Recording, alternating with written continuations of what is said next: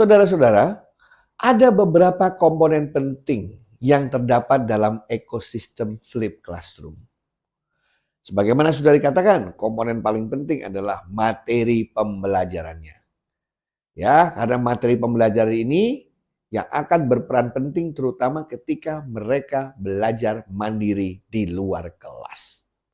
Kita harus make sure bahwa modul pembelajaran yang kita buat, kita rancang, kita siapkan benar-benar jelas, tepat, dan bisa dipakai oleh peserta didik untuk belajar secara mandiri. Itu yang di luar kelas. Kemudian di dalam kelas komponen penting adalah aktivitas di dalam kelas itu sendiri.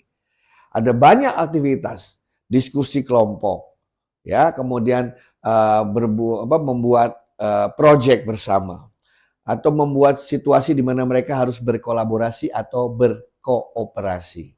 Di samping itu Anda juga bisa membuat mereka dalam kelompok-kelompok untuk saling berdebat misalnya. Atau membuat suatu tantangan untuk menjawab case study tertentu yang berkaitan dengan topik bahasan. Itu komponen penting. Komponen berikutnya juga adalah penggunaan teknologinya itu sendiri. Teknologi apa di luar kelas yang bisa membantu mereka?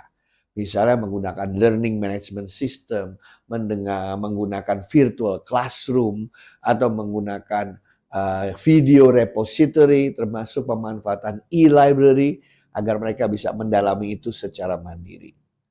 Yang tidak kalah pentingnya juga komponen apa? Pendidik, guru, dosen sebagai fasilitator dan arsitek proses pembelajaran.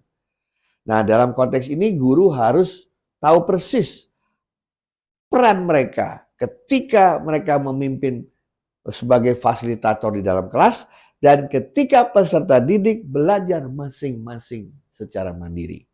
Tentu saja seorang guru harus siap dihubungi kapan saja melalui teknologi ketika siswa yang belajar mandiri mengalami kesulitan.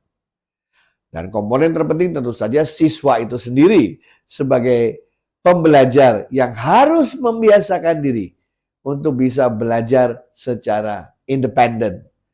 Jarang mahasiswa atau siswa atau peserta didik yang terbiasa belajar secara mandiri. Karena semenjak kecil biasanya selalu disuapi oleh guru-gurunya. Dalam era modern tidak lagi. Kita lihat bagaimana generasi baru sekarang sudah terbiasa belajar sendiri. Melalui internet, melalui YouTube, melalui massive open online courses, melalui open educational resources, dan lain sebagainya. Harapannya dengan modal millennials dalam gaya belajar ini bisa diadopsi di dalam pendidikan formal. Komponen lainnya adalah evaluasi pembelajaran. Bagaimana cara kita mengevaluasi untuk memastikan bahwa siswa benar-benar memperoleh sesuatu dari model pembelajaran berbasis Flip Classroom ini. Bisa dilakukan melalui tugas, ujian, proyek, portfolio, refleksi, dan lain sebagainya. Itulah komponen-komponen penting dalam ekosistem Flip Classroom. Terima kasih.